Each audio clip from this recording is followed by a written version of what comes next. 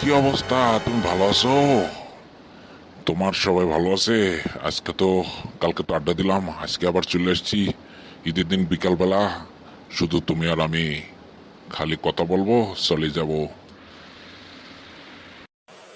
আরে মফিজ, তুমি কি এখানে চা খাইতে আসো? তোমার সাথে দেখা হয়ে ভালো লাগলো। আসলে ঈদের দিন বিকাল বেলা বোরিং একটা টাইম পাস হচ্ছে, সেই জন্য ভাবলাম একটু চাটা খেয়ে আসি। তোমার সাথে দেখা হয়ে ভালোই লাগলো।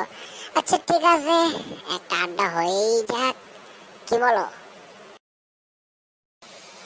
তা বসো দেখি এখানে, আমি তো বসে গেলাম। এই সবুজ, এক কাপ চা দে তো। আমার এক কাপ, আর তোমার মফিজ বাইরে এক কাপ চা দাও।